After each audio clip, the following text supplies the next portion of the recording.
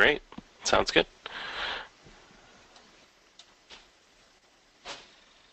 Okay. Good morning, everyone. Thank you for taking some time this morning to come out and watch this webinar with us and do some Power Teacher training. The manual you see in front of you is going to guide us through the entire webinar. Last updated, of course, August 2014. It's a couple of years old, but it is still very relevant.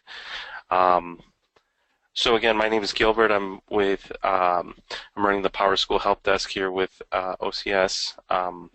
If you guys have any questions, feel free to post your questions in the question dialog box, and I will briefly, pause and take any questions that come up from there. Okay. Okay, I see some already coming in. Why don't I just go ahead and get started here, and then we'll see how far, if any of these questions get answered through the training seminar here. So, again, this is the manual that we have. I believe if you look in your chat, Teresa kind of shared a link to this document if you want to pull that open and kind of go with it along with me. So we'll just get started here. Okay. As you can see, our agenda here is pretty tight. We have 2 hours for this training, but we'll go ahead and reserve some time for any questions that you might have near the end there. We'll start with an overview of the Power Teacher start page. We'll show you how to take attendance on Power Teacher, how to launch the gradebook, how to set up the gradebook, and then do all the fun things in gradebook like add assignments, copy assignments, enter grades, comments, manually override grades, and we'll talk about successful learning traits at the end there. Okay. Let's start with the Power Teacher overview. So for a lot of you guys that this is the first time you're using Power Teacher, this is going to be kind of new. So Power Teacher has a specific website, and let me take a look to see if it's at the cover page here. It's right here, actually. So if you look at the cover of your manual, this is the URL you're going to want to put into your browser to get to Power Teacher.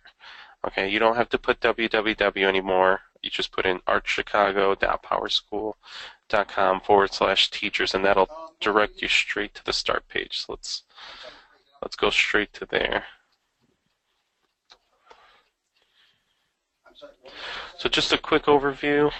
When you go to that website, this is the sign-in you'll get. Please note that the Archdiocesan logo is at the top. If you do not see this logo, that probably means you're at a different Power Teacher sign-in page. So you want to make sure that you are seeing the logo whenever you go to the Arch Chicago website. Okay.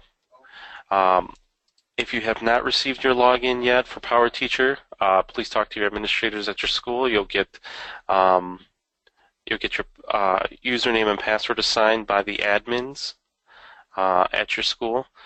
So let's go ahead and sign in and take a look at this. If you would like to also give us a call here at the help desk, our phone number is 773-509-3840. If you don't have a sign-in or you weren't assigned a sign-in, please give us a call, and we have a couple of guys on staff that can help you with signing on. Okay, so here's the Power Teacher start page. Really quickly, it covers the Power Teacher logo.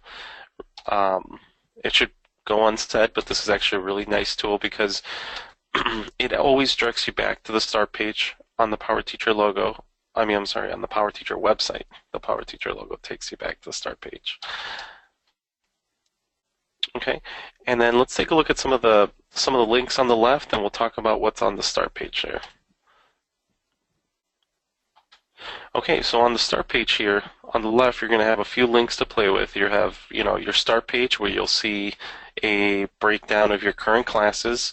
These classes would be assigned to you by the admin at your school. So whoever the PowerSchool administrator at your school is, these are the classes that have been assigned to you.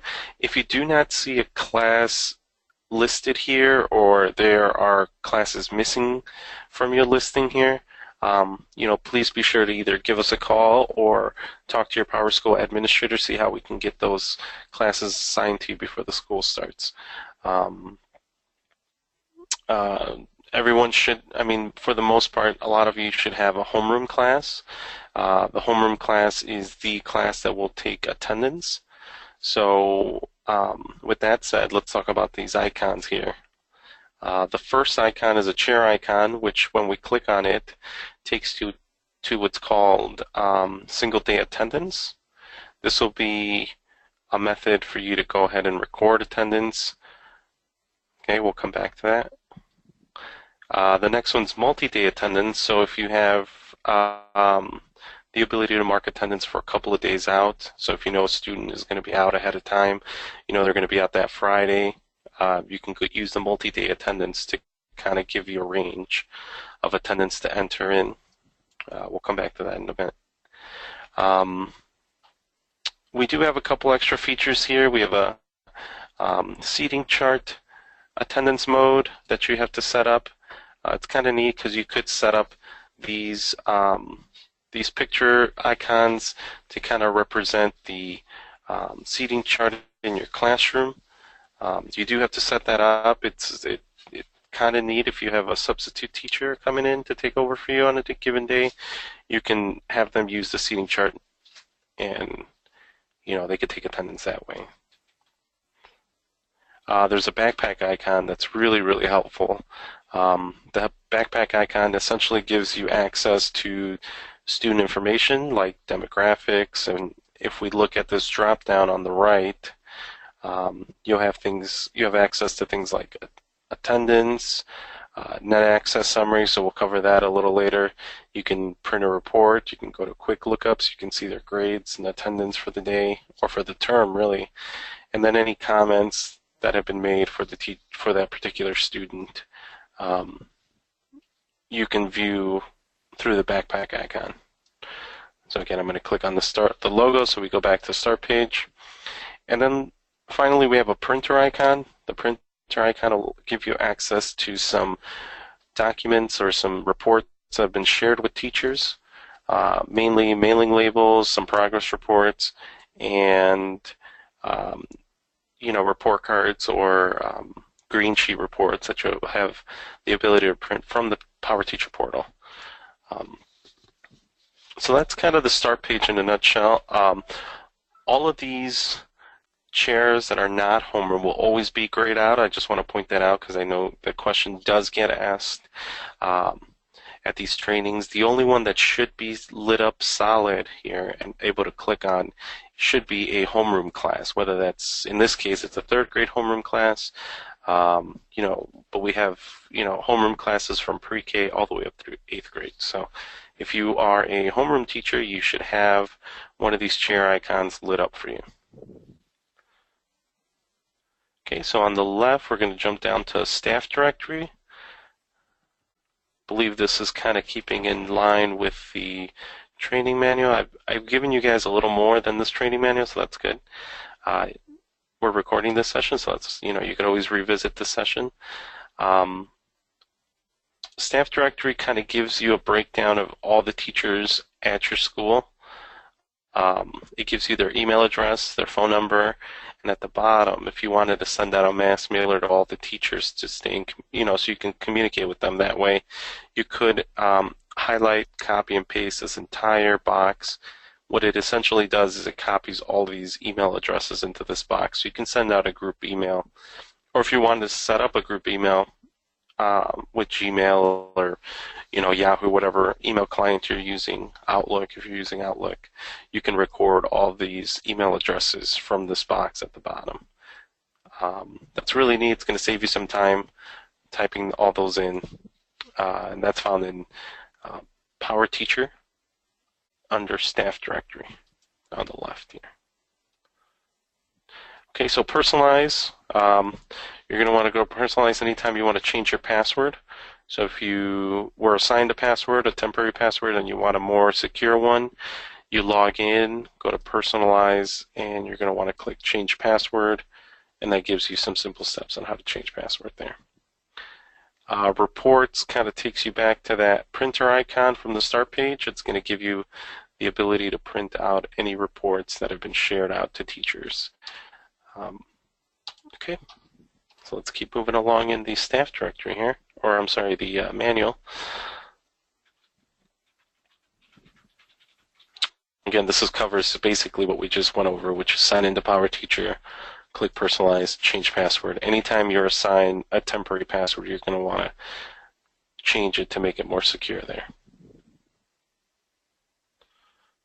Okay, so what we're looking at next here is an example of how we can use the backpack icon. Okay, we'll go through some of these. It's essentially saying to, from the start page, select the backpack icon, click on a student's name from the left panel, then you click on the screen you want to see, whether that's demographics, meeting attendance, quick lookup, and in this case it goes through demographics and meeting attendance. So we'll take a look at that really quick. Here I am at the start page again. I'm going to go over to the backpack icon as the manual said. I'm going to click one of the students here on the left. Let's click on. You're going to be able to click on both the first name and the last name. It really doesn't matter. You just want to click on one of the two. I'm going to click on the last name of the student. I'm immediately taken to the demographics page. So if I wanted to pull up the address of the student, phone numbers, name of the parents, I can't readily, access that information. I can't edit this information. Only administrators can edit this information. So if you see some data that is not filled in or is missing, please talk to your PowerSchool administrators at your school, see if we can get that filled in for that student. Okay, so from the manual it says we can select screens. So we're automatically taken to the demographic screen, but this drop down allows us to access different screens about a student. In the manual it talks about meeting attendance, so let's go ahead and click on that. So again, we're at the start of the school year. This is August 16th, and I believe the school starts on August 16th. So we're not going to have much attendance information, but as you can see, right here we do have all the classes the student is enrolled in, and then we have a week breakdown, and every day, Monday through Friday.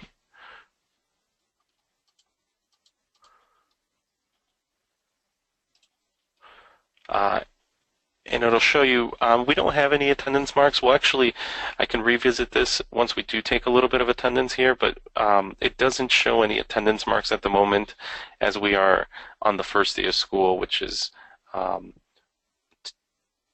15th. Yesterday was the first day of school for the students, so we're not seeing anything just yet. But this is a way for you to track attendance in different classes. So if you're not a homeroom teacher, let's say you're a gym teacher or a music teacher, and you wanted to see if that particular student in your class is absent that day, you could pull up the backpack icon, go to meeting attendance, and look at what kind of attendance is recorded under homeroom for that student. Okay.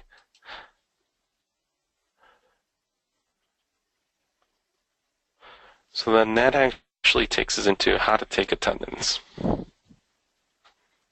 Okay, so let's take a look at that.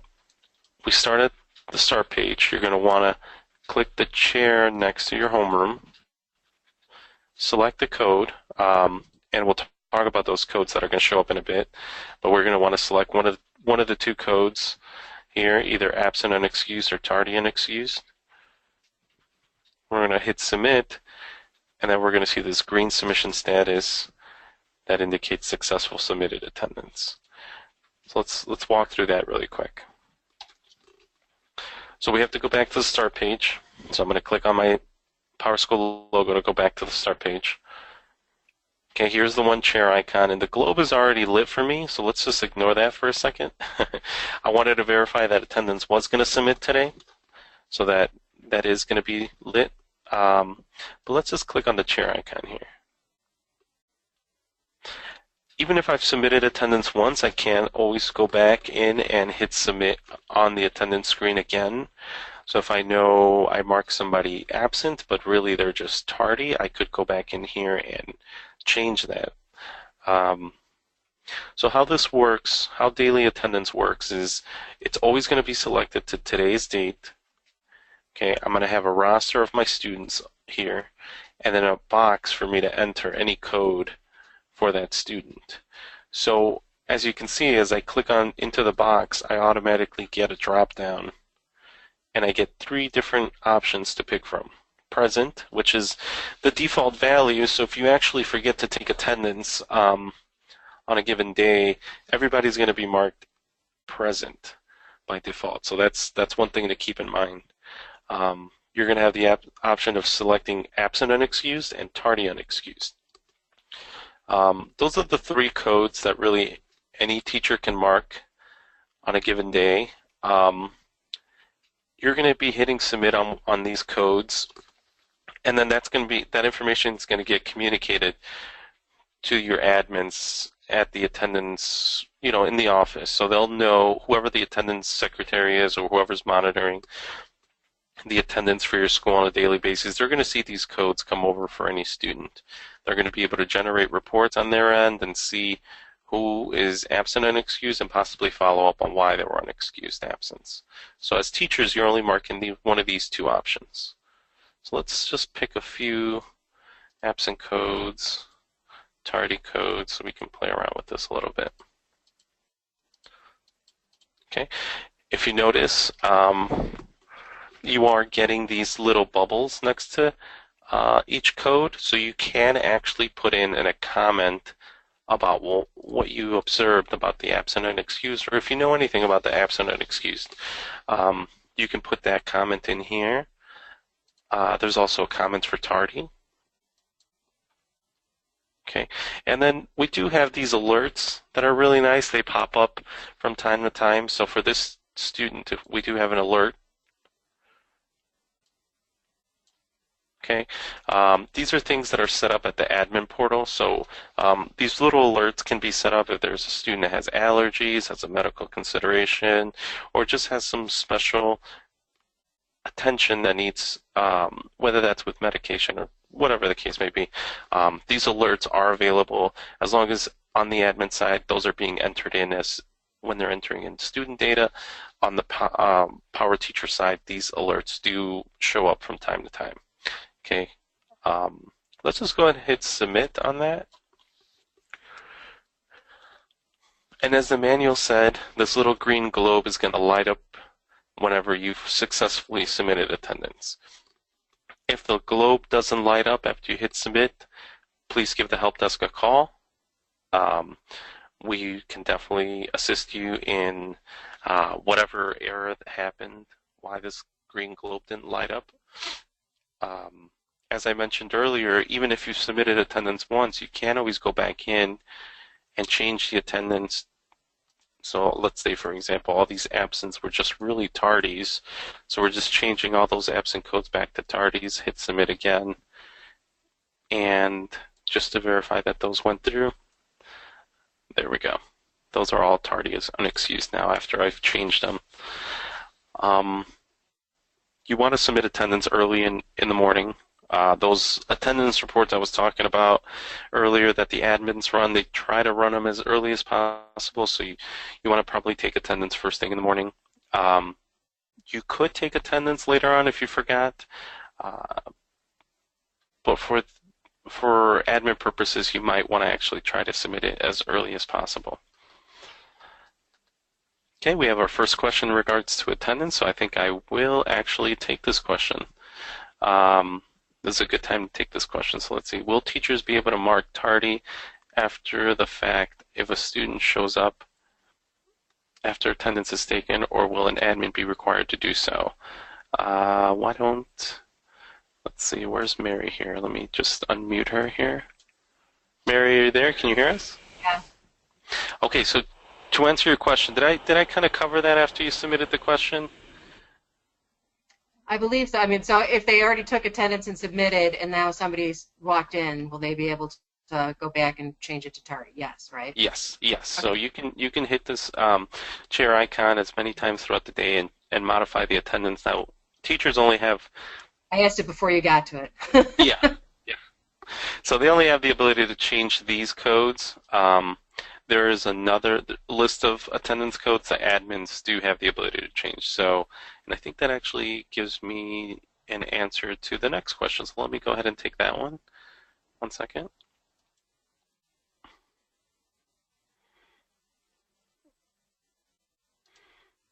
Should be a box at the top. Arnett? Arnett, are you there? Yes. Oh, let me go ahead and mute you because I think we're getting some feedback here. Okay, so Arnett, sorry, I'll answer your question. Sorry. So to answer your question, yes, we will be. How do you record? The question was asked, how do you record excused absences? So as teachers, that is actually not something that you have to record. Administrators actually record excused absences. So when you're in the admin portal and you mark all these students unexcused absence, unexcused tardy, and you hit submit, that report that I was referring to that admins run will pull up a list of those unexcused absences. So then, if they got a call from mom early in the morning or they need to follow up with mom to figure out where the student is, it's those admins that have the ability to change an unexcused absence to an excused absence. I hope that answers your question, Arnett. I can actually do a little bit of a demo here. Let's see if I can pull up the list of students. Okay.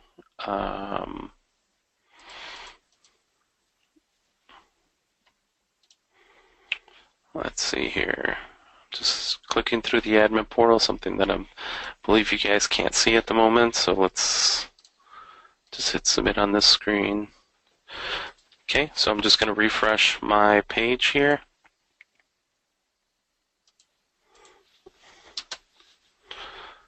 Okay, and there you go. So I chose the student from the admin portal, marked them absent, excused. There's a whole longer list of absent codes and tardy codes that the admin has the ability to mark. And so I went ahead and marked them absent, excused on the admin portal, and you can see that on the teacher portal, it's coming over as absent, excused.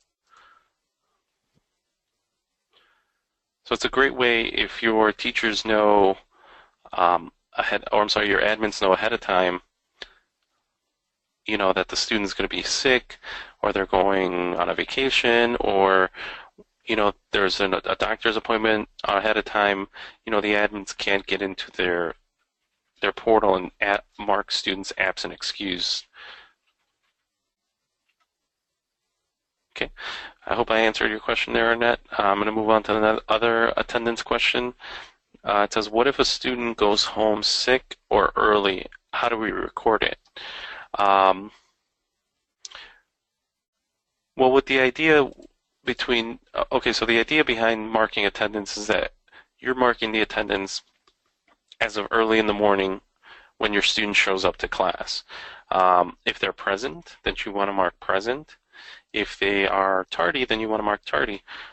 If they do happen to go home because they're sick, the admins have another attendance code that they can override anything you've entered into the attendance. So if you've marked that student present, hit submit, and they go home early, on the admin portal, the admin can change that to a half-day absence with a comment, went home sick, and you can actually, that information gets communicated back to you over here. So let me just make sure. Let's see if I can demo something like that for you guys. I'm just going to pick the next student in the list here. I'm going to say half-day absence.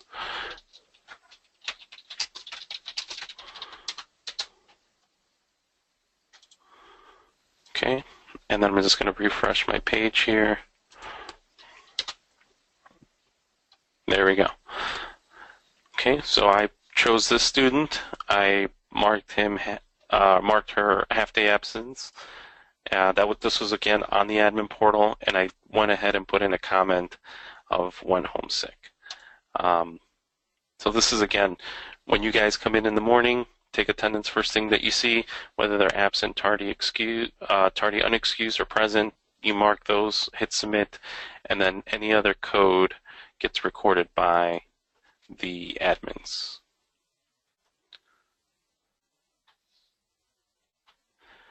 Okay, I hope I've answered your question there. That was asked by Tara Patterson. Let's see if we have her here.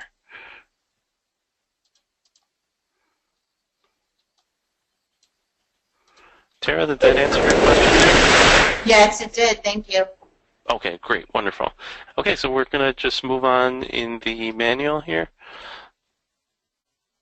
So any questions that you may still have about a taking attendance, feel free to post them on the question box, and I will reference them either at the end of the training or I'll stop during some portion of this training to answer that. Okay, so then we get down to this part. Page 7 in the manual talks about launching the gradebook. And over the couple of years that I've been using PowerSchool, that has changed a little bit. So I just want to communicate a lot of information in this part of the training manual. Okay, the gradebook launch has changed a little bit over the years. Before, it used to be a web application that you would launch from the website. Then they developed a thing where you can download and install a desktop icon, but there is an installation process that's involved in that. And then now they're trying to introduce a HTML version of the gradebook to PowerSchool, where you don't need any other software installed on your computer to run the gradebook. It actually just runs as a web page. So those are all different things that have been developed over the years that I've been using PowerSchool, so I wanted to just cover all of them really quickly and kind of show you what's available currently. So if we look at the screenshot on page 7, it's talking about clicking on the gradebook icon. But let's look at this. This is actually the start page, so we'll pull that up here. Okay, and then on the left here, we no longer have the gradebook on an option here. It's down in this particular box. So by default, I've got what's called PTG, Power Teacher Gradebook 2.8. Okay, that's the latest version, and we automatically have a launch button. Okay, we also have an expand option where we can get to what's called the installer, or we can use the old launch. So these are all the different options that I was referring to. So older launch is your web launch. When you click on that, you get what's called a JNLP file. Okay, so it says Launch Gradebook at the bottom of my browser here. It says Launch Gradebook. I've launched this 64 times, and it's called JNLP. Okay, for those computer teachers that know this, or tech teachers, JNLP is a extension of Java. Okay, so with that said, you do have to have the latest version of Java installed on your computers to run the gradebook. Okay, if you don't have the latest version of Java installed, this file is not going to open and you're not going to be able to get the gradebook.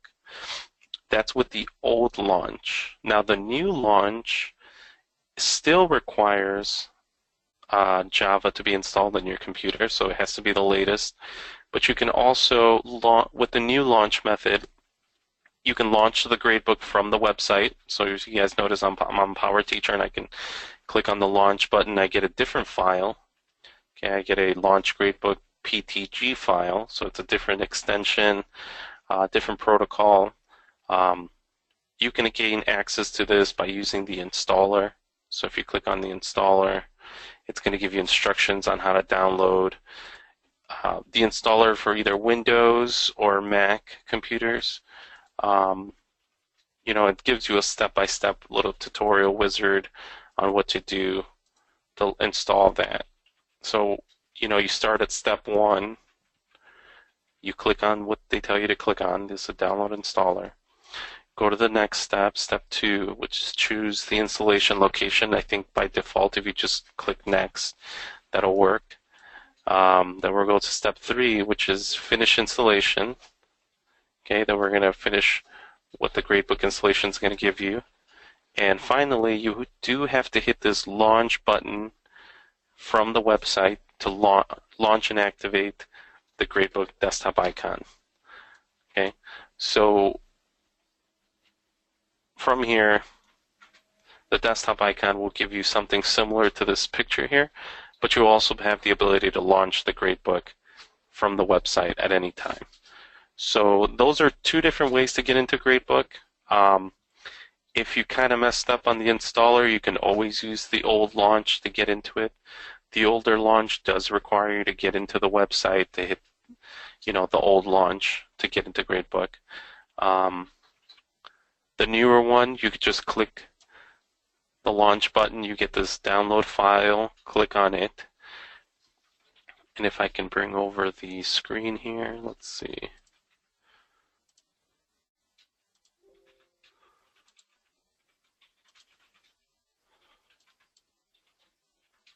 Okay, that's actually launching in the background there. It'll show up in a second. Okay. Here's the Java application I was telling you guys about. Okay, this is the gradebook. This shows up by clicking on the launch button or using the old launch. It'll access the same exact site. If you use the desktop icon, there's going to be a desktop icon called Gradebook Login. You'll get a sign-in that you have to put in your username and password, but then it'll essentially get you back to this application. Okay. Let's talk about some of the things that are on there. So if we look at the top navigation bar, we're going to look at something that's called Score Sheet, Assignments, Student Info, Grade Setup, Class Content, Reports, Attendance, and Notifications. So I'll go over that really quickly here. So here's the score sheet. The score sheet has a breakdown of your students and any assignments you've created for those students. In this particular instance, I have not created anything just yet.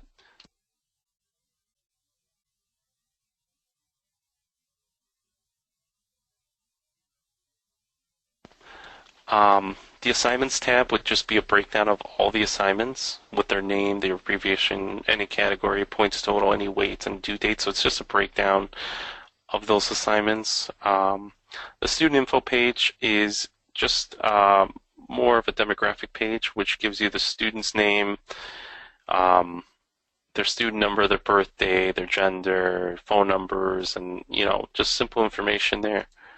Grade setup is pretty important. It's going to be showing you any reporting terms that you might have. At the moment, it doesn't show we have any reporting terms, so we'll change that really quickly so we have some reporting terms to work with. And then class content. Okay, so right now, I didn't cover this, but on the left here, I have a classes little section. Okay. I'm currently selected to my 3rd grade homeroom class, but I can switch to different classes by just simply selecting the class from this list. Okay, and if you guys notice, as I'm clicking on the different classes, this class content information is changing. So if I wanted to find out what the course number is for that particular class, that shows up there. If I wanted to give it a custom display name, let's say I have multiple classes of 3rd grade math, like here I have 2. How do I distinguish one from the other? You could give one a custom display name, say, I don't know, advanced, hit save, and then this one we can go to on track, hit save. And so those custom display names are in there. I can also take it one step further and go into Tools, Preferences, and enable what's called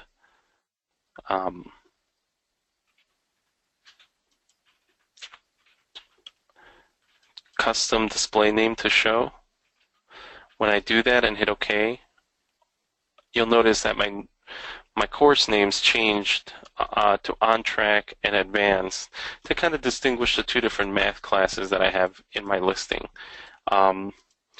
Please keep in mind that if you do use custom display names, that is not what's going to show up on the report card. The only thing that would show up on the report card is the official name of the course. And you can see that in the class up at the top, course name, 3rd grade math. So even though I gave it a display name, a custom display name, that's not going to go on the report card. What's going to go on the report card is the name of the course.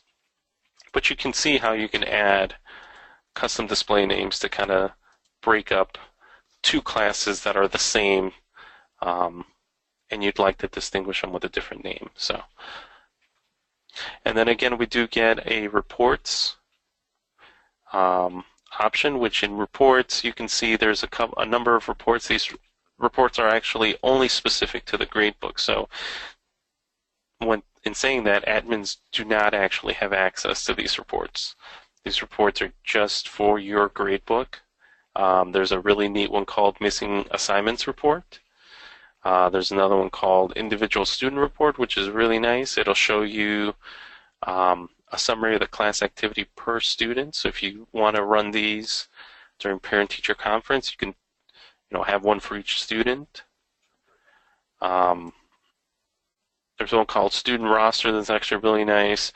It's going to give you the ability to run this as a PDF. There's some simple student information you can include, but there's also some custom information that you could put in there. Like, you can enable one of these boxes and have it be an attendance box. So if you're trying to generate a attendance roster for a field trip, you can include some simple demographic information and include like an attendance, present, absent type of box.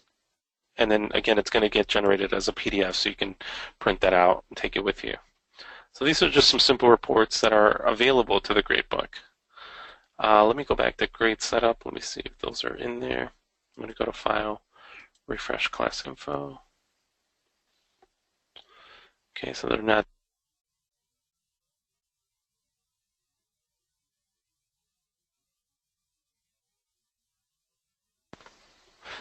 So we'll take a look at that a little later, see if we can get some grade setup. Let me try something here. Let me exit this out and get back into it.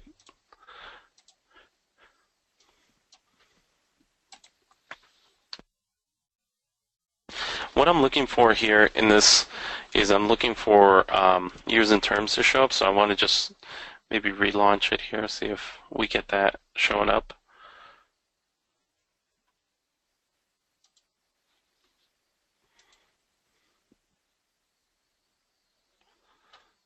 Okay, we can take a look at that a little later.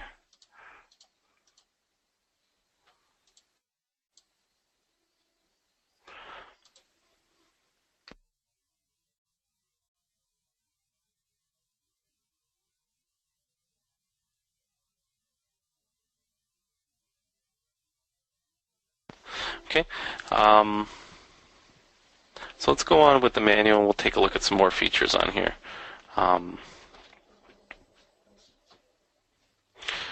So as school starts, you're going to want to set up your gradebook, and in page 8 it talks about some simple things, and we can take a look at those. It talks about adding categories. Categories are really important to creating assignments. When you create assignments, you're basically putting every assignment into a certain category. Okay, if you look on the lower left corner here, you do have what's called categories. Okay, by default, you're going to get some simple ones like homeroom, quiz, test, project, and I believe that's it. The other ones are custom. Okay, so if that actually works, you can use those categories to create your assignments and categorize each assignment into those individual categories. But you do actually have the ability to create additional ones. You can actually click on the plus button. Okay, and if you notice here, we're getting information that we can record for a new category. So let's say we wanted to create something like class participation, maybe.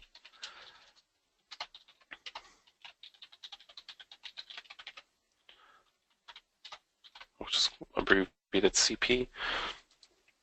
We're able to give it a specific color to distinguish it from all the different assignments. I'll pick red. And you could see that we can give it a points possible. So these are all default values that we're creating.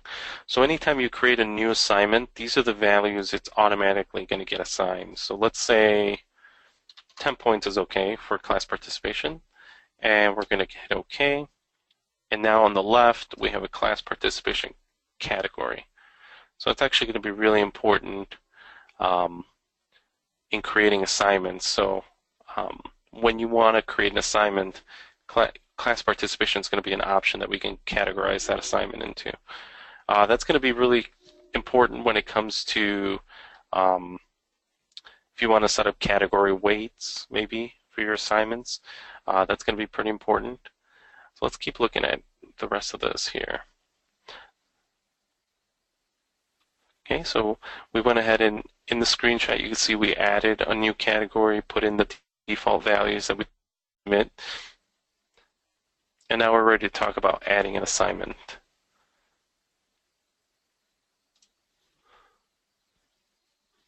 Okay, so here we're talking about selecting the assignment tab and then creating your assignment, selecting the appropriate class pane, clicking the plus sign, putting in all the values like points possible, points extra, due date, making sure it's in the right drop-down box. We'll go over those things really quickly so that just to make sure that we're doing this correctly. So in your gradebook, that's essentially what you're going to be doing day in and day out. You're going to be creating assignments, grading assignments, and generating what's called a final grade. So let's go ahead and take a look at that really quick. You're going to want to start out by selecting the class that you're going to want to select an assignment for. So in this case, I'm going to select 3rd grade language arts. Then you're going to want to select the plus button here.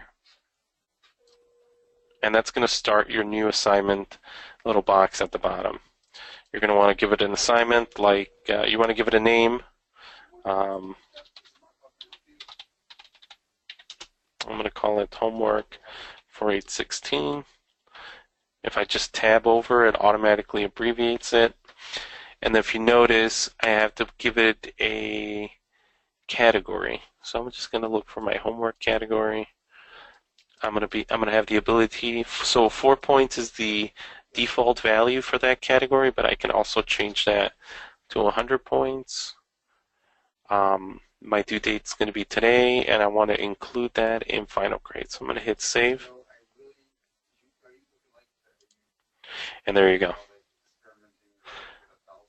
So as you can see, as I create more and more assignments, they're just going to show up as different tabs or different colored ribbons along this assignment pane here in the score sheet.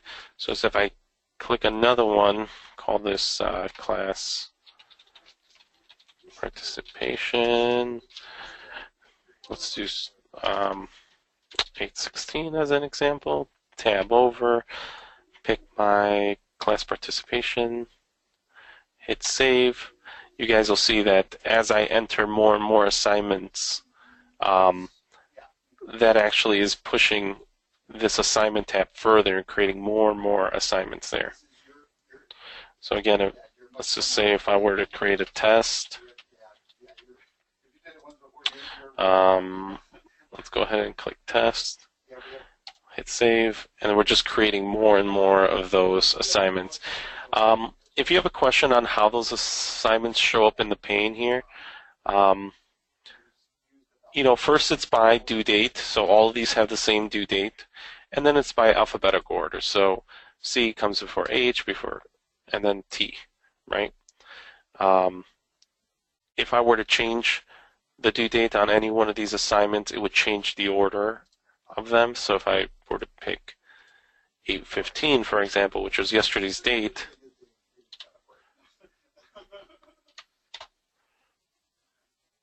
hit save on that, that'll jump the test assignment to the front of the list as it is the earliest one in the due date. And it is the only one due on the 15th, so that is going to be the only one showing up there. So again, it's by due date, and then it's by alphabetical order. Okay, so that's how you create assignments in the grade book. Any questions on that so far? I haven't showed you how to record any grades. I'm just kind of showing you how that looks so far as creating an assignment.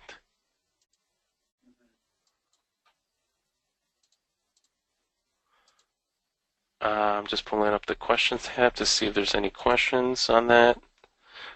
Nothing so far, so we'll just keep going.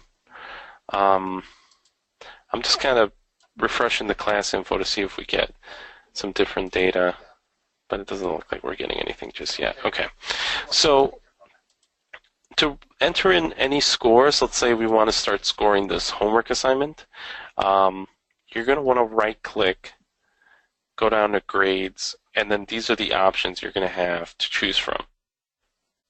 Do you have to right-click every time? No, you can just simply type in the assignment, hit enter, or put in the score for that assignment, hit enter, and it just moves on to the next one.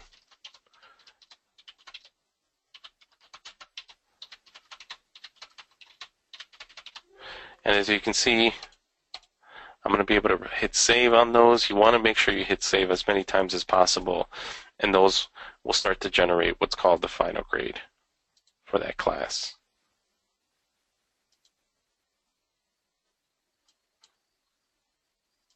Okay, I'm just kind of poking around here, see if I can get some more data. Doesn't look like I'm getting anything just yet.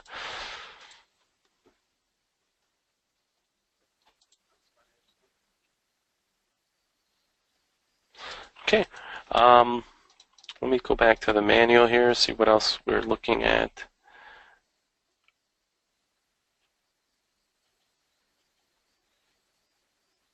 Okay, so we went over how to create a new assignment. I didn't talk about this number 9 here, but basically you can put in a description of that assignment, and that actually does get communicated to the parent portal. So whenever you put in any assignments into your gradebook, and I do probably want to cover this really briefly, anytime you want to put in any assignments into your gradebook, as you're putting them in, and if your school has elected to open the parent portal, then these assignments and scores and comments automatically get populated to the parent portal as you enter them in. And so that's going to take a little getting used to, because that's a little different. The information you put into your gradebook is automatically accessible. And so that step 9 talked about, by the way, anytime you want to pull up that assignment little box, you want to double click on the name of the assignment you're looking for, and this automatically shows up for you to edit. So here's that description. This is where you would put maybe a little more description about that assignment, including a link possibly to that assignment. You could also edit things like, when you want to make that assignment published to the parent portal. Okay, so that was step 9 that I kind of skipped there, but this is kind of essentially gives you, these steps essentially give you what we just went over. I know I've been covering a little bit more, but I don't want to go away for too much from this manual, so let's keep going.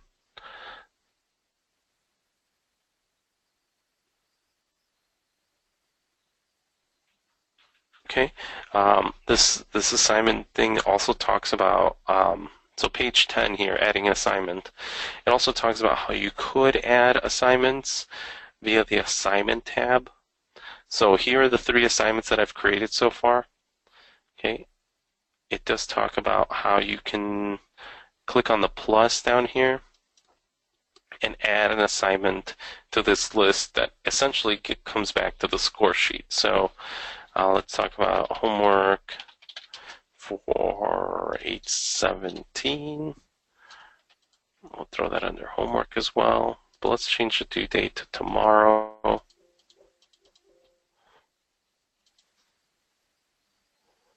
Okay, here's my little box. I wasn't seeing it before. So I'm going to hit tomorrow's date. I'm going to hit save. Okay, I do get the homework assignment showing up here. And if I close this out and go over to score sheet, there it is as well. So the manual is just kind of, or the, this PDF manual is just talking about two different ways of entering in assignments. And of course, you can change the publish date anytime you want. Make sure you hit the save button as many times as possible. Let's talk about this copy assignment feature in the gradebook. This is actually going to save you some time in case you do have two different homeroom classes with the same assignments, or you're assigning essentially the same assignment in different classes. You're going to have an option to copy the feature, copy assignments from one class to another. That's found up in tools, copy assignments.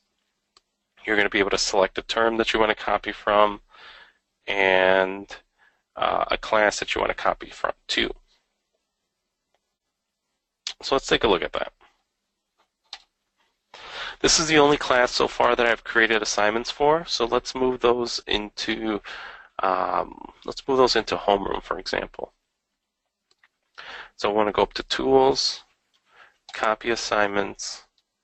I'm going to select all of the assignments in the gradebook, or I can just select one. But in this case, I want to move everything over. I'm going to go Next. I'm going to select my homeroom class, and I'm going to hit OK. Okay, that was actually pretty quick. If we go over here now, you see that those assignments got copied over. The scores didn't get copied over, but the assignments did. If I wanted to copy over the scores also, I can take that particular assignment that I scored, right-click, say Copy Scores, come over to Homeroom, and right-click and say Paste Scores, and save. And you'll notice that the scores will actually start to get copied over that way. Okay, let's go see what other neat feature here this manual has. Enter a grade and comment on an assignment. So I've already kind of shown you how to enter in scores one by one. You can just put your cursor in there and start typing in whatever scores you want it to generate. The manual also talks about right-clicking. Right-clicking is actually pretty interesting because when you right-click, you get the ability to mark an assignment collected, late. You can exempt the student from an assignment score. You can mark anything missing. So here I'll demonstrate some of these really quick. This is what a collected one would look like.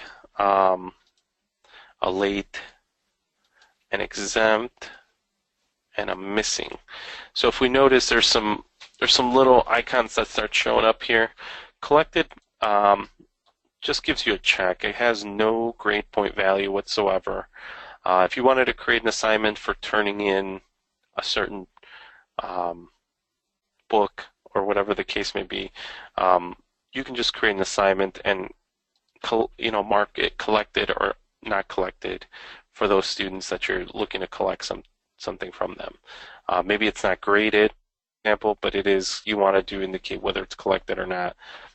You're going to get the option to do that with this feature. Late just gives you a little red circle with an L. If you want to later go back and penalize that score for being late, you can indicate what scores will be late, and it won't necessarily override the grade that you entered, but it will give it a little red circle to indicate that assignment has been late. If you're doing parent-teacher conferences, you can run a report to get all these individual student reports, so you can get all these scores and get the late assignments to show up and communicate that with parents. you're also going to have the ability to exempt a score. Okay, anytime you exempt a score, the score automatically gets grayed out. If a student is gone for medical reasons, or you just are dropping the lowest score from each test, for example, you can always right-click on any assignment and hit exempt, and that'll exempt that from being calculated into final grade. Okay. Missing, of course, gives you this yellow circle with an M inside of it. It's a really good indicator if you're just looking at your gradebook and not know exactly why there's a missing score there. The missing assignment will actually give you a nice little indicator, but it also works really well with what's called missing assignments report. So if you wanted to generate a list of missing assignments per class, you're going to want to use the missing assignments little indicator. Otherwise, that report won't really bring you back any good results with missing assignments. So if you're going to use this report called missing assignments report, make sure you put in these yellow circles called missing. And then the manual also talks about recording grades in this method by right-clicking, going down to grades, and then if you notice, it only pulls up from 10 to 0. This particular assignment I right-clicked on is only worth 10 points, so I'm only able to score from 10 to 0. If I right-click on this test assignment that's worth 100 points, and I go down to grades, you'll notice I start to get some ranges from 0 to 100. So I think it breaks it down in tens, and then you can then hover over to individual scores. Again, we're getting different values here because the assignment that I created is worth different point values. So this one's worth 4. If I right-click on here, go down to grades, it's going to give me 0 to 4 as an option. Okay.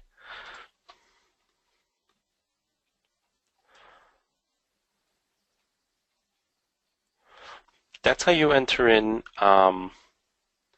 grades. You can also enter in comments, but I want to try to distinguish the difference between entering in assignment comments and final grade comments. So let's take a look at that. If this particular student you're grading maybe got a really low score and you want to put in a comment, by selecting the score and right-clicking, you can go down to what's called Show Score Inspector, and it's going to open up this little dialog box here. Okay, it has the student's name, the assignment, the score I put in, and I'm going to have the option to put in a comment.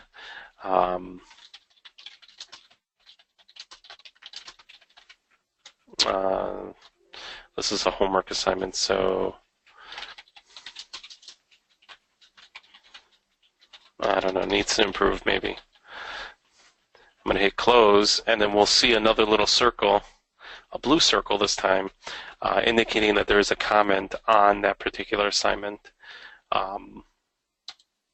You can always pull it up by going back to the score inspector and showing what's in there. I do want to show you that because those comments, they don't get printed on report cards. Those assignment comments do not get printed on report cards. But if a parent logs into the parent portal and looks to see why a student got such a low score, those comments do appear on the parent portal. So you want to be cautious of what you're putting in there, because that whenever you put something into the gradebook, if the parent portal is open at your school, that's going to be accessible immediately to the parents. Okay. And then that actually covers assignment comments, which is just comments that live both on the gradebook and on the parent portal.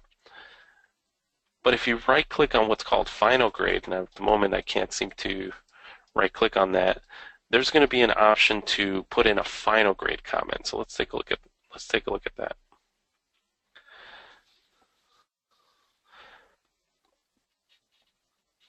So final grade comments, much like assignment comments, it's just an empty box that shows up that you can type away a final grade comment. But these will appear on the report card. Okay, comments from each assignment will appear on the parent portal, but final grade comments appear on the report card. Okay, so to do that, you're going to want to click on the class that you want to put in assignment comments for, highlight the student's name, double-click the final grade space, then you're going to get this comment score box that will appear, much like the one we were looking at. You're going to put in your comment, and you're going to want to hit close and save. If I haven't... Okay, that's how you actually put in assignment comments, and this tutorial is actually showing you that you actually have the ability to click into the comment tab and put in stock or canned comments that you've created before. So you can manually type in your comment in the box, or if you have a number of comments that you want to reuse for student after class, then you can create what's called a comment bank and populate all of these comments, and then you can just simply select one and hit insert selected, and it'll start putting in that comment into this comment field box. Any questions on that so far before we move into final grade?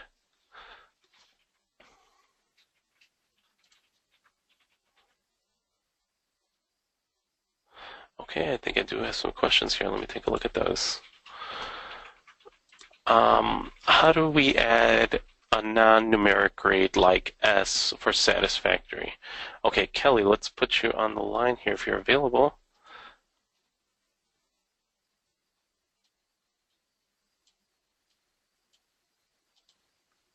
Kelly, are you there?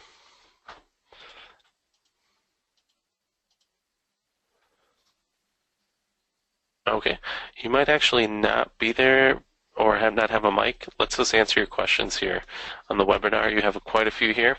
So how do you enter a non-numeric grade like S for satisfactory? Okay, in your grade setup, let's go ahead and save that.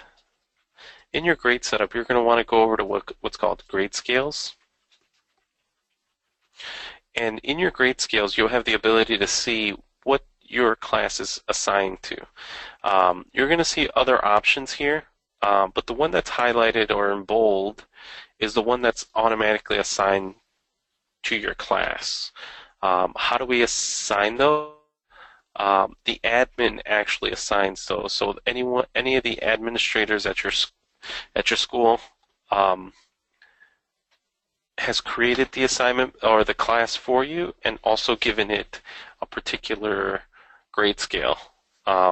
In this example that we're going over, I only have ABC scales, so I only have the ability to put in an A, a B, or a C.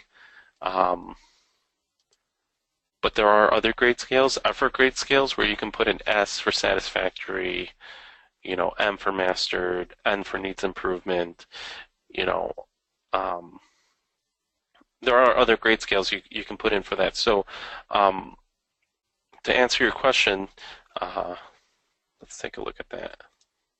I'm going to create another assignment, call this test 2. Put this into test. And one of the things I didn't talk about very often is this score type. I usually leave it at points, but if you notice, I can change it to letter grades. I'm going to hit save on that. Okay, so here's my new assignment. Now when I want to go ahead and enter a new score, I can right-click, go down to grades, and put in an A, for example, a B, a C, and so on and so forth.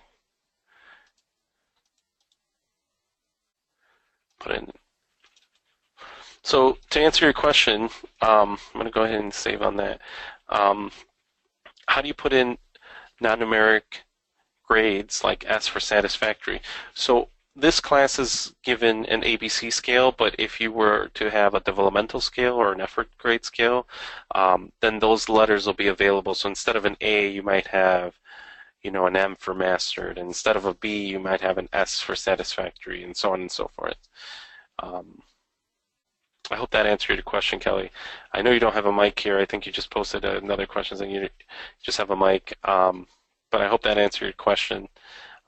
Maybe I can take one of these classes. Let's see.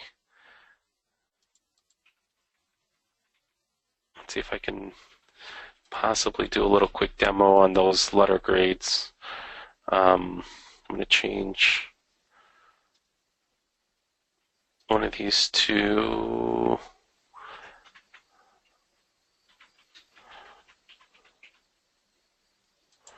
let's change to this one.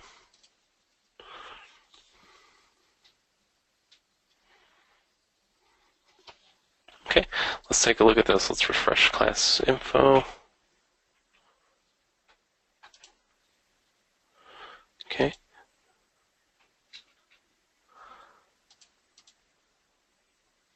It's not that one. Is it this one? No, it's not that one. It's this one. Okay, so this particular class that I selected just now, in my grade scales, I assigned it what's called a def scale, which allows me to put in different values. So let's take a look at that.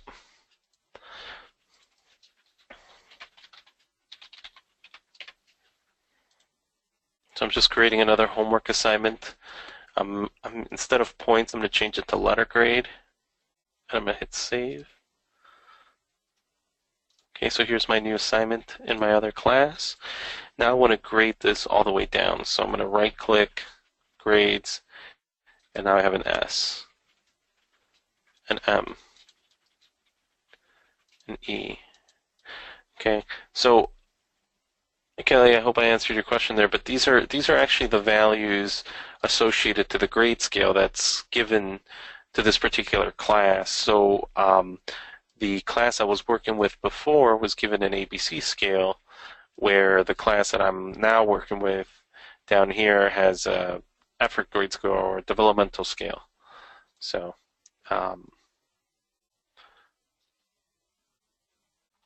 that's how that actually would work. We have a couple more questions here. How do I revise a grade after it's posted? You can modify any grade that you've entered in. So if you if a student got a low score on an assignment, for example, and you want to give them the ability to make it up, you can always click on the score, delete what you've entered, upgrade it, possibly put in a comment on why why it got upgraded. Again, that's in Score Inspector. You put in a comment, hit close, and that's how that kind of works there. I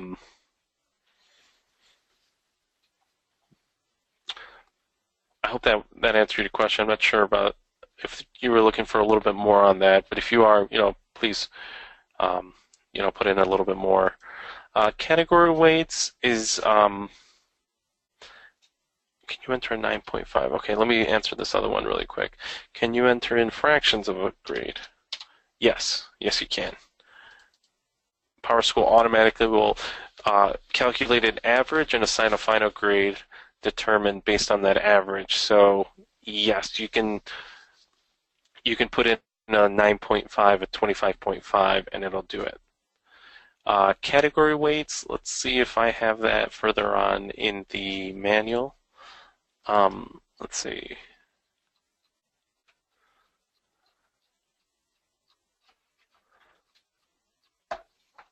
Doesn't look like it covers it here, so let's just go straight to your question.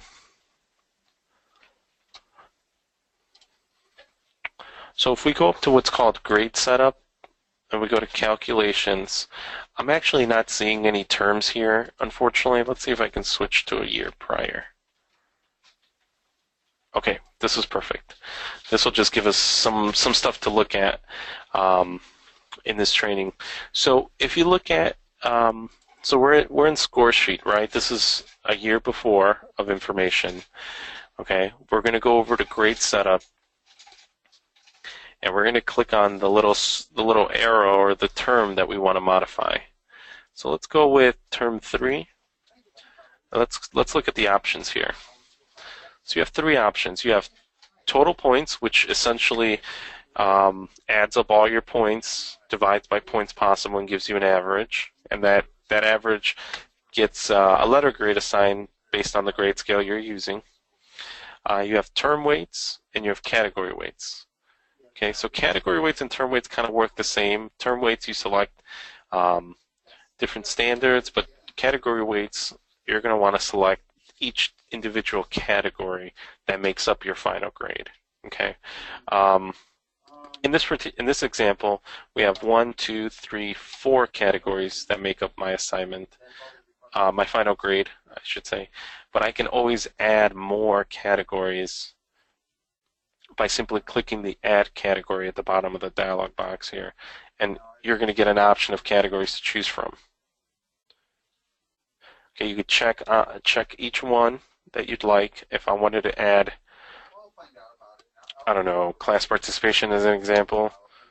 Okay, and then what I want to do is I want to assign this a particular weight.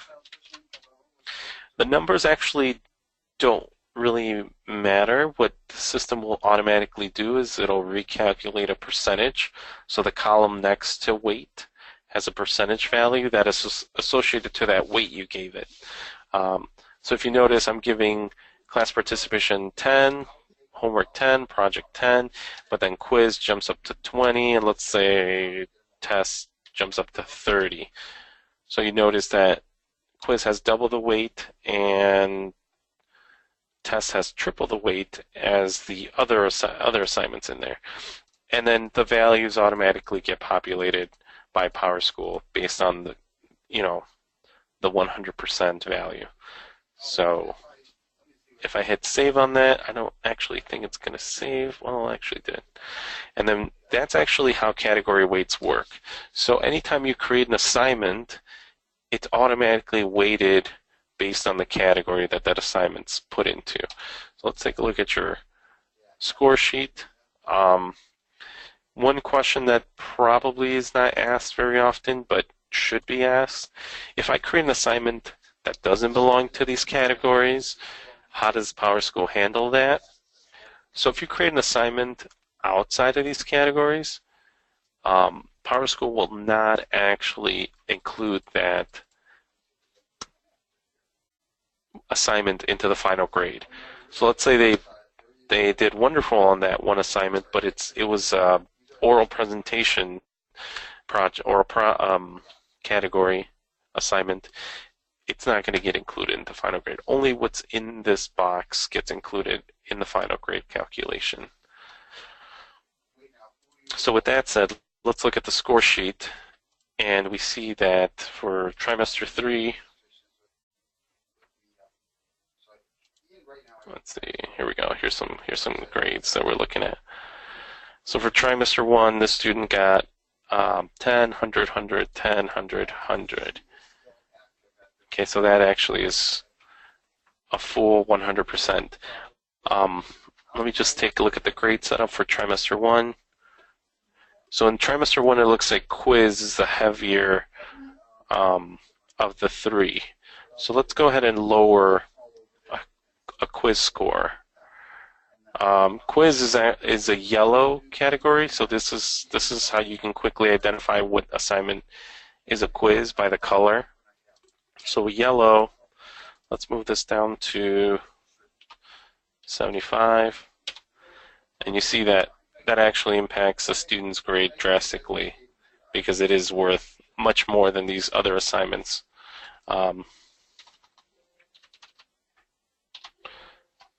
go ahead and save that. And what was the other ones in this category setup? Let's do homework, maybe the blue. I believe this is it. Yep. So if a student receives a 7 on this, it doesn't quite bring it down to an 88. It keeps it at a 93 A because the weight is much lower than any of these other assignments that are created. Predominantly, this quiz one has almost, I believe, if we look at it again, has almost half the final grade. So if you fail the quiz on this, it's going to bring down the score drastically. So that's category weights, though. You can play around with the category weights and the weighing to get you a final grade. Do you have to use category weights? No, you don't have to use category weights. You can switch back to total points, and then in total points, each assignment in the score sheet is treated equally, and they're all added up and divided by total points possible, and then you get an average and you get a final grade based on that. Okay. Let's see, override final grade. Let's talk about that really quick. So these are the calculated values that PowerSchool is giving to each student based on their scores. But if you don't agree with quite the percentage, or the percentage is kind of on the fringe there, you can always manually override a grade. You're going to want to double click on the grade itself, and then here is a manual override checkbox that you can select. From here, you can really just assign any other letter grade and hit close. And even though that percentage says 93, you can assign it a B final letter grade. Anytime a grade is manually overridden, it is made bold in the gradebook to indicate to you that that was not a PowerSchool generated final grade. And there's also this red exclamation mark in the final grade column to indicate that this was actually a manual override grade. Okay, so here we're looking at two different grades that are in bold in here, have a little red circle, so that indicates that these two grades were actually manually overridden. If I were to remove the manual override, okay, and what I'm only doing is double clicking into the box, unchecking the manual override, and hitting close, you'll see that the calculated value shows up again. I can hit save, and everything's back to normal. Okay, we have a couple questions here. Tara, let's see, are you still out there? I know you had a mic. Yep. Tara, you have a question? No, you already answered it. Okay. Oh, okay. So the question was, do you need to have categories if you are doing total points? No. That's a good question. Yeah, so back to grade setup. If you're doing total points, there are no categories needed. Every category and assignment's treated the same.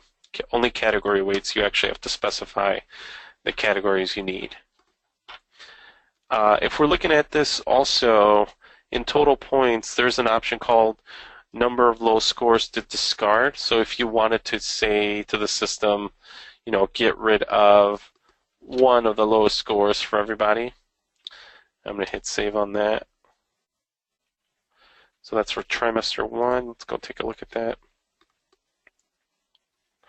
So here, the lowest score for the student is this 7 out of 10. And if you notice, the system is giving it 100%. So what it's automatically doing, even though there's no indicator in the system, it is dropping the score from the total calculation and giving that student still the 100%.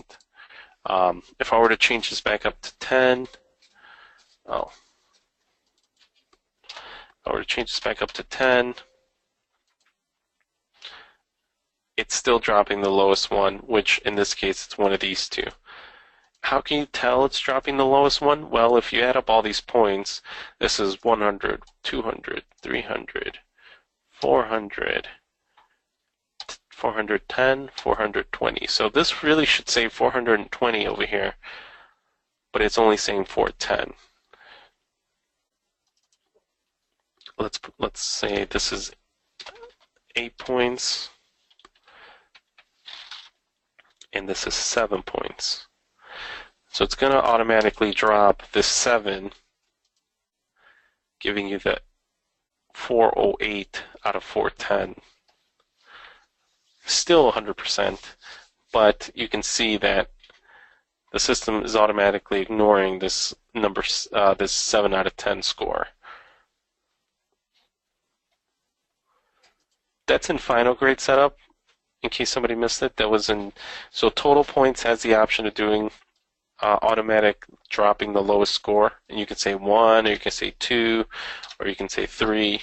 But in total points, you don't specify what that lowest score is. So if it's a test score, it'll drop the lowest test score. If it's a quiz score, it'll drop the lowest quiz score. If it's in a like a homework, and you really meant to drop the lowest quiz score, it's going to do the lowest of all of them. So it might actually drop the one that you don't want.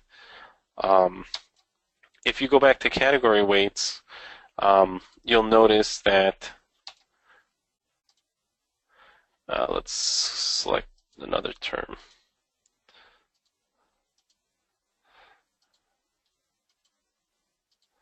Okay, if we go to category weights, and you do set up category weights in here, you'll notice that we also have a drop low for each of the categories. So if you wanted to just drop the lowest quiz, you can say 1, drop the lowest quiz,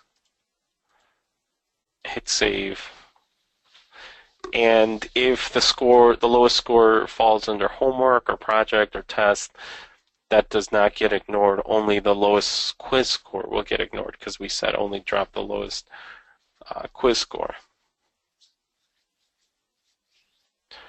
Okay. Any other questions on that?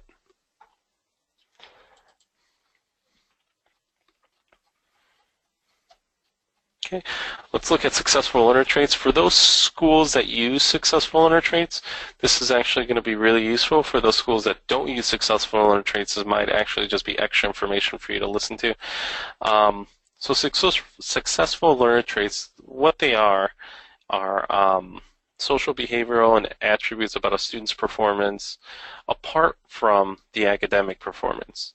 And so you're going to have, in the gradebook, you're going to have the ability to put in assignments and put in the score for that assignment. But each individual assignment, I'm going to click on this one, for example. You're going to have a standards tab, and you're going to be able to associate a particular standard to that trait. So based on the course you're selected to, you're going to have different standards. So I'm going to select these first 6, for example. Okay. And if we notice, the standard name is, manages emotions and behavior, recognizes personal strength, seeks assistance when needed, strives for personal best, produces legible work, and demonstrates organizational skills.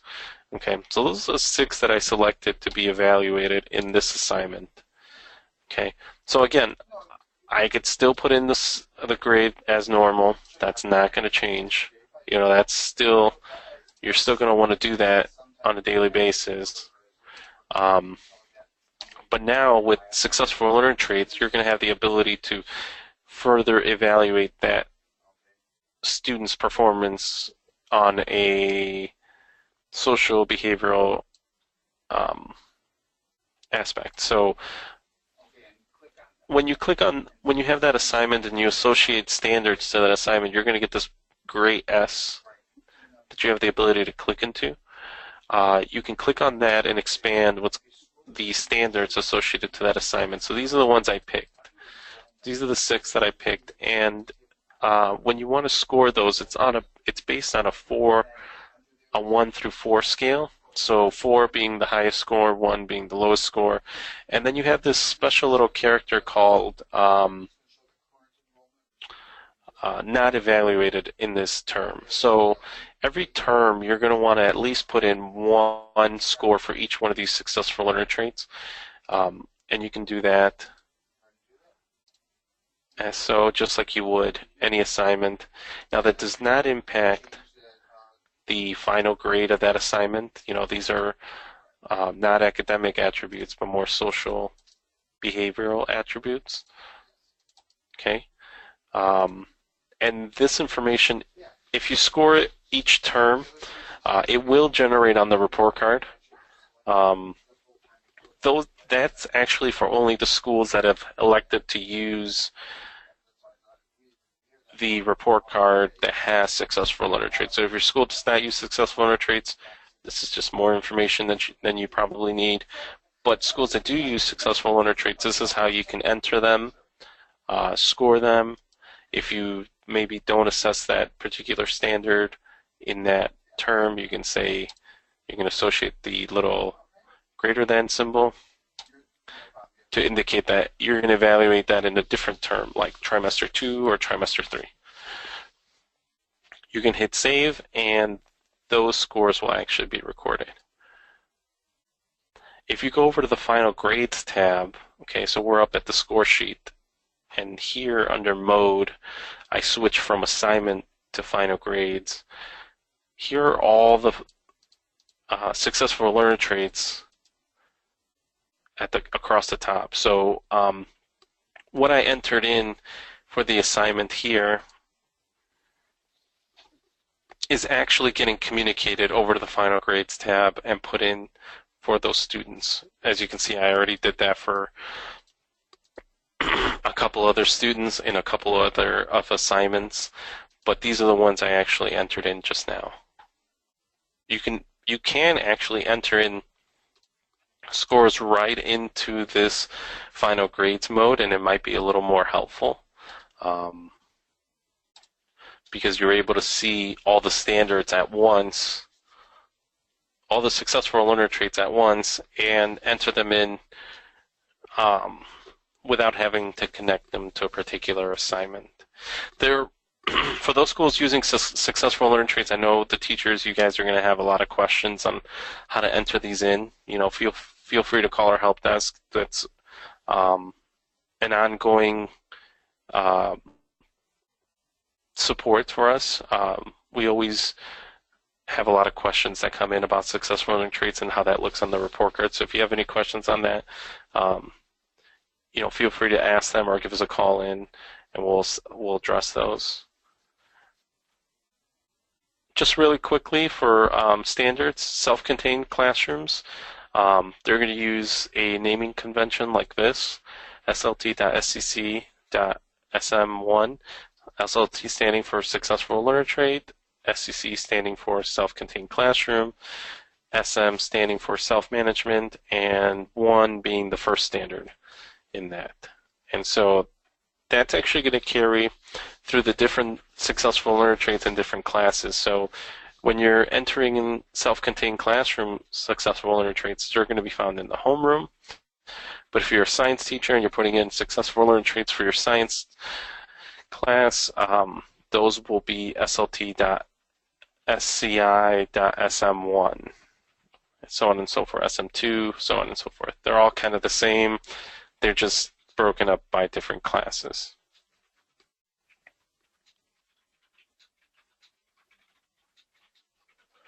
Okay, and just kind of reviewing back, just kind of looking back at the agenda to see if I missed anything here. So we talked about the Power Teacher start page and what is available there. If you have any questions on the Power Teacher portal, please feel free to ask them now. Can you give me the web address for PowerSchool? Yes, Arnett, the web address for PowerSchool is actually found on the cover of your manual. You guys are all teachers, so you will be accessing archchicago.powerschool.com/teachers. So this is the website you're actually going to go to get to the Power Teacher portal, which is this console here, this web portal here. Okay. So in the agenda, we talked about taking taken attendance. We did a quick overview of the Power Teacher Start page, taken attendance, showed you the launch gradebook. Then we got into the gradebook and went over, adding assignments, putting in assignment scores, comments, final grade comments. Actually, I think let me cover final grade comments one more time because I wasn't able to do it before. So here, I'm in a different year. I'm just going to double click on the student. And you'll notice that this manual override is what we talked about when we were here. But also notice there's a comment box here.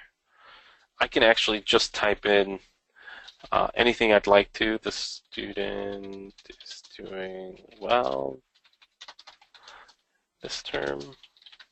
Hit close and save.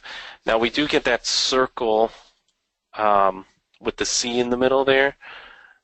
That indicates that there's a comment in the final grade comment. And these actually do get printed on the report card. So anything you do put into this final grade column in terms of a comment does get printed on the report card. Anything you put in for an individual assignment does not get printed on the report card. So I just wanted to make that differentiation there.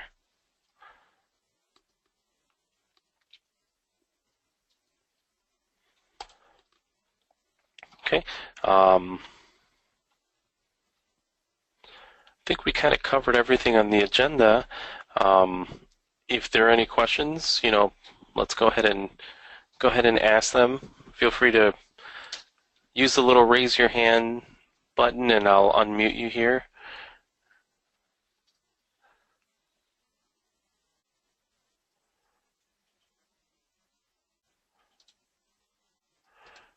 Mary, I don't know if you have a question. This might have been from before. Did you have any questions? No, not that I can think of.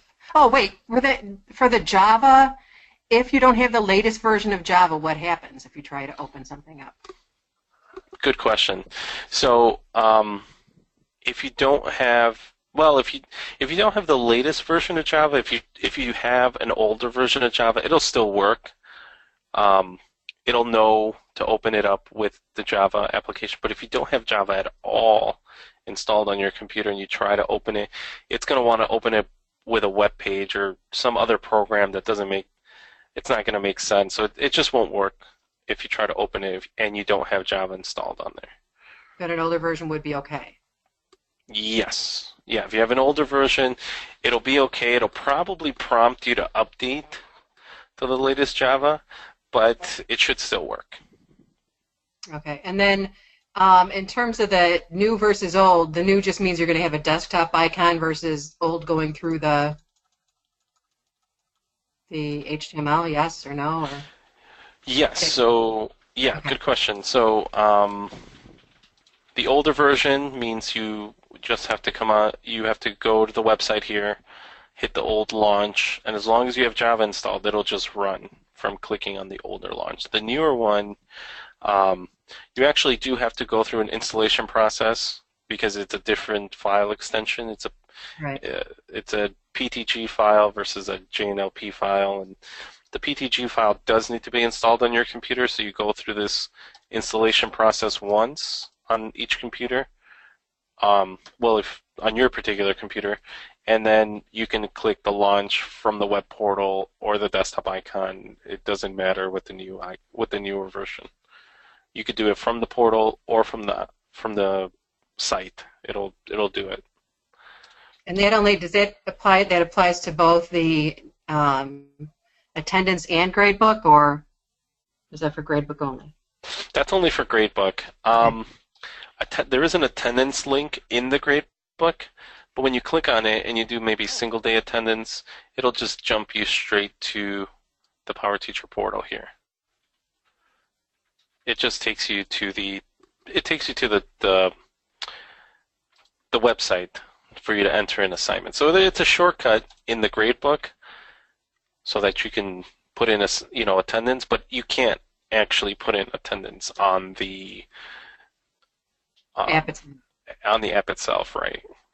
Okay. Okay. I have a couple more questions here, so let me see if I can get to those really quick.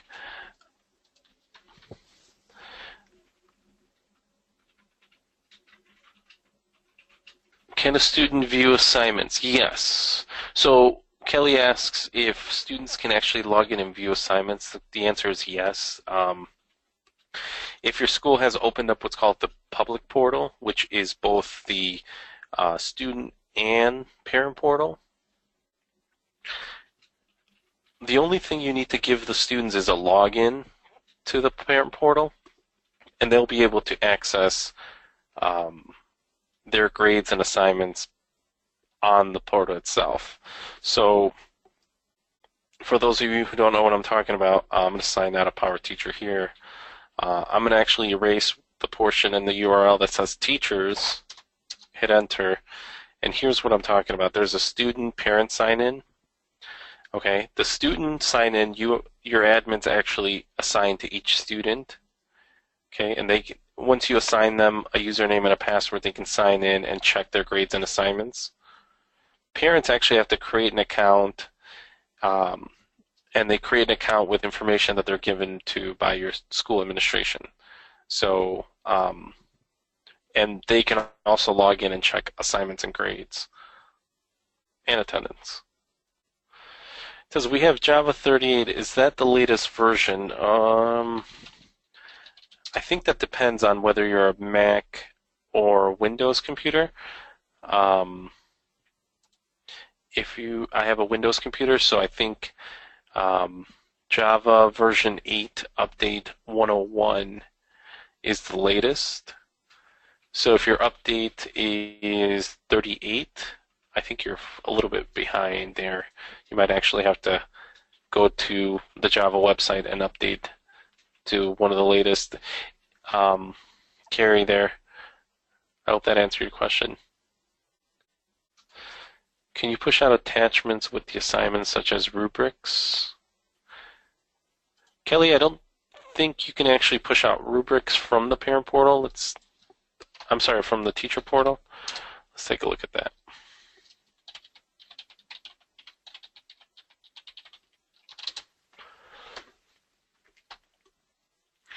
So if you notice, you're noticing here there actually is no spot for me to add attachments to it. And in the gradebook, there's no spot for me to add anything other than assignments and scores. So you wouldn't be able to add a rubric to a particular assignment per se. One of the things that I haven't talked about, and I hope this maybe helps you out a little bit here, Kelly, is that the Java gradebook application actually has what's called email feature. So you can actually email students and parents. So that's found under Tools, Email Students and Parents. And when you go through this feature, well, it says there's no email addresses found on my information, but when you go through this feature, you're going to be able to select the class that you want, go to the next, select the students that you want to send it to, or the parents, write your subject and a message. If you have a link, maybe you created your rubric on a Google Doc, and you have a link to it, you can put in the link here. If you just want to copy and paste the rubric into this message box, you can copy and paste into it. But there is a little bit of an email feature from the gradebook that you can send out to parents and students, and you can use that as a tool to send out a rubric per se. But there isn't a spot for you to post a rubric in the gradebook or the Power Teacher portal.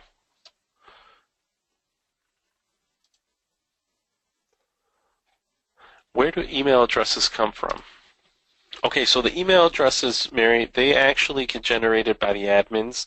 So the admins at your school, when they're doing their data entry for each student, they're also putting in what's called, mother email, father email, and a guardian email. As strange as that sounds, is actually used in the gradebook very often. So the guardian email, mother email, father email can all be used to send email addresses, to communicate information from the gradebook. So that's actually found on the admin portal. If you wanted a reference to see if there's a particular email address, let's see if the backpack icon does that.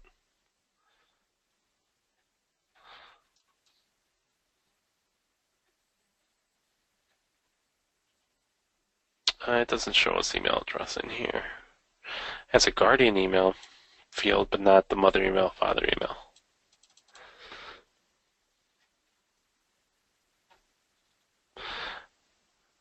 Oh, good question. Actually, let me go back to that question. Mary, where are you here? Okay, Mary, you still there? Yeah. Okay, so you Okay, were you asking. also had students listed as well when you just sample when you went to the send an email. Yeah. So where are the student addresses coming from? Yes, this is also on the admin portal. The student email usually not a lot of schools fill that in because it's not like it's not an easy field entry like mother email, father email. But there's a student email in PowerSchool that you can import. I can assist you if you want to do that for your school. You know, if you want to import student email addresses, you know, just give me a call here at the help desk and I'll assist you on generating an import template. And then you can just put in the email addresses for each student. What do the parents show up as? Because I can see like PG Rogers. Like, how do you identify what's? Because you know, you might have somebody like momandad@gmail.com, but how do you know which student it's referencing? Oh, Yeah. okay. So like Oh, so you've got to write. Okay. yeah, they're right next to Right, each other. okay. Right, right. Yeah, that's a good If question you have though. more than one email listed. If you have more than one listed, yeah. So you cannot actually break it up by just mother or just father. Um, Oh, one of that's the what the things. parentheses are for Mhm. there? Okay. All right, thanks.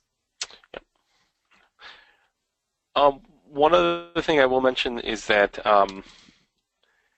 the parents' guardian email addresses get recorded if they create a parent portal account. So if they create a parent portal account, they're also registering their email address, um, and that actually also gets put into what's called this guardian email field.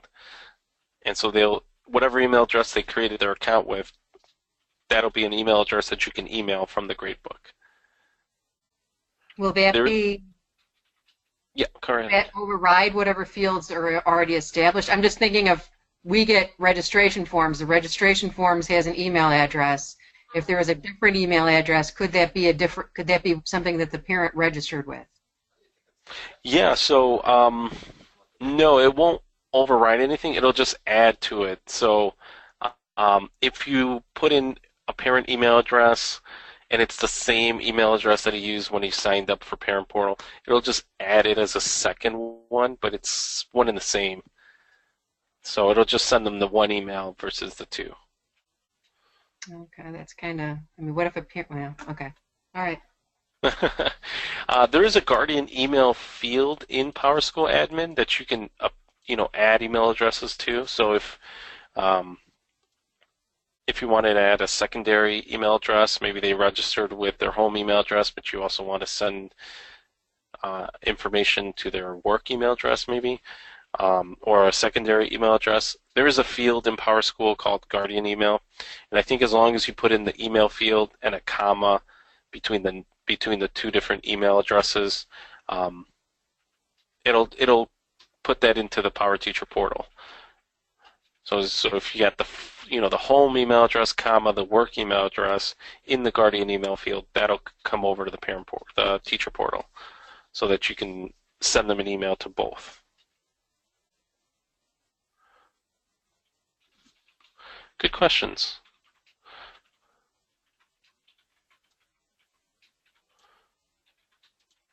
Okay. I don't have any more questions here. Teresa, are you still out there? We're about 10:50, which is 10 minutes early than we had scheduled. Yes, I'm here. I think if we can, I'll stop the recording. Thank you all for joining us. And this will be available on the portal, so you could refer back to it as needed. And thank you, Gil, for your time and helping all of our teachers on this day and future days when they listen to it. Absolutely. Do we have another recording or another session this afternoon? No, this is it. Okay.